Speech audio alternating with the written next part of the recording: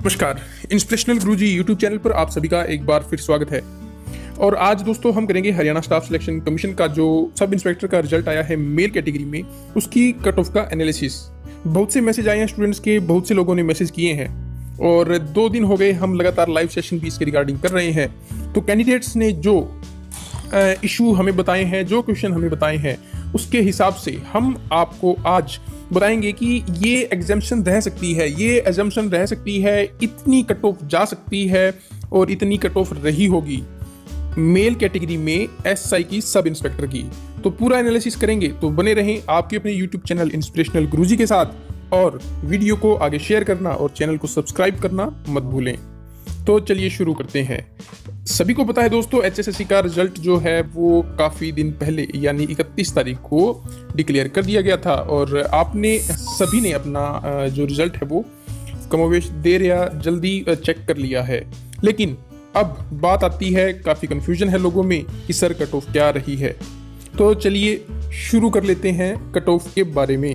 अब दोस्तों, अगर Haryana sub inspector male cut off का एनालिसिस करें तो टोटल सीट्स अगर मैं आपको बता दूं तो आप सभी को मालूम था टोटल सीट जो है वो आपकी 400 थी और एचएसएससी ने पहले कहा था कि 7 टाइम लोगों को बुलाया जाएगा, जो कि कैंडिडेट्स इस बार ज़्यादा बुलाए गए हैं 3594 और पर सीट कंपटीशन लगभग 9 कैंडिडेट है, यानी कंपटीशन बढ़ गया है और लोगों के सिलेक्शन के चांस थोड़े घट गए हैं। क्योंकि सिलेक्शन इज रिवर्सली, वो क्या होता है, जो सिलेक्शन जब कैंडिडेट ज़्यादा होते हैं तो सिलेक्शन के चांस पर कैंडिडेट प्रायोरिटी प्रोबेबिलिटी वो कम हो जाती है, यानी हर स्टूडेंट की प्रोबेबिलिटी अब सिलेक्शन की 1/9 रह गई है।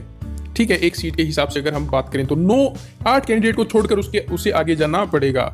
ये तो आपकी पीएसटी और पीएमटी पर अब डिपेंड करेगा, लेकिन यहाँ एक कहने वाली बात ये है कि ये आपका जो रिजल्ट है वो आउट ऑफ 80 है। मोस्ट प्रोबेबली 95% ये चांस है कि ये रिजल्ट आपका 80 में से आया है।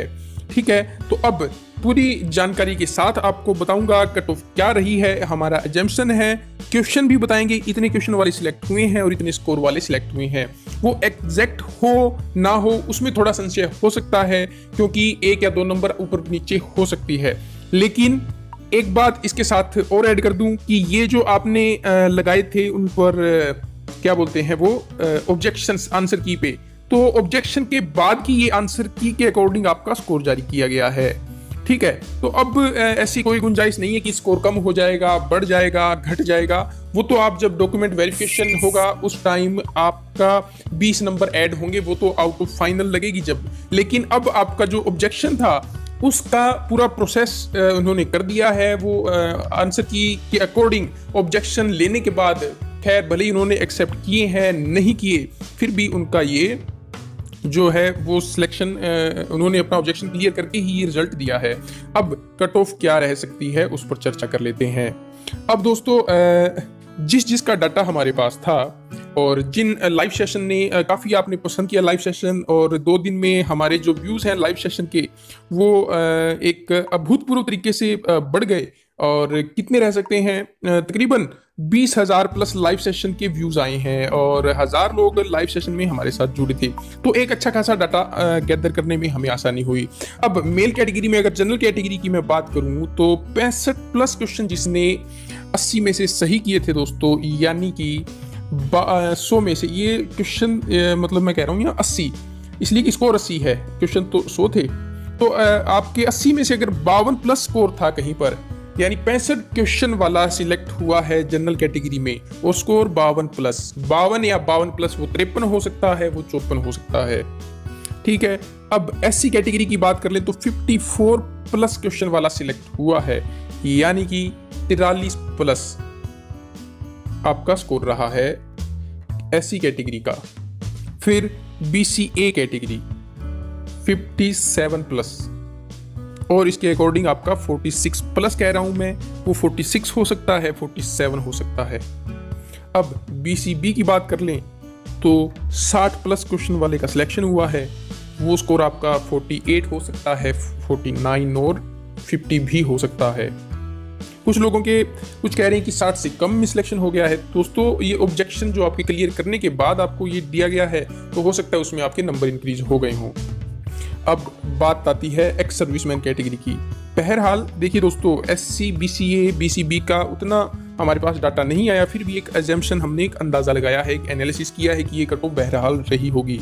तो एक्स सर्विसमैन जनरल की बात करूँ तो 51+ क्वेश्चन वाले का सिलेक्शन हुआ, यानी 41+ जिसका स्कोर था वो PhD के लिए क्लियर हो गया है। फिर SC की अगर एजम्पशन की बात करें, ये प्योरली एजम्पशन पर बेस्ड है। जो SC, BCA, BCB है, ये जो थी यहाँ तक की, वो हमें ऐसा लगता है कि हम कॉन्फिडेंस से कह सकते हैं कि ये कट ऑफ रही होगी, क्योंकि इनके रिगार्डिंग हमारे पास अच्छा खासा डाटा था। और दोस्त ने, जो कैंडिडेट्स थे, उन्होंने हमें मेल किए, हमें मैसेज किए कट ऑफ के रिगार्डिंग। तो मुझे लगता है हमारा जो एनालिसिस आया है इन 5 कैटेगरी के लिए तो एकदम परफेक्ट लगता है। और SC के लिए 45+ क्वेश्चन ठीक रहे होंगे और 36+ में सिलेक्शन हुआ होगा PhD के लिए। और BCA के लिए 48+ क्वेश्चन ठीक और 38+ स्कोर में सिलेक्शन। BCB में 49+ और 39+ स्कोर में उनका सिलेक्शन हुआ होगा। ये हमारा पूरा एनालिसिस है SI की कट ऑफ के रिगार्डिंग। और बता दूं, ये कट ऑफ आपकी 80 से ही है, जो +20 में से आपको नंबर मिलने हैं। अगर आपने फाइनल कट ऑफ का भी जानना है तो मैं आपको यहाँ थोड़ा सा एक अंदाज़ा देता हूँ, लेकिन एक पूरी फाइनल कट ऑफ के रिगार्डिंग भी वीडियो मैं आपको बना कर दूंगा।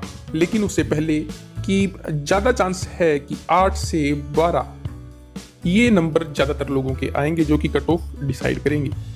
तो 8 से 12 अगर आपके 20 में से स्कोर बनते हैं, या इनमें आप 8 या 12 नंबर ऐड करते जाएं, तो आपका फाइनल सिलेक्शन भी हो सकता है। तो ये हमारा एनालिसिस था।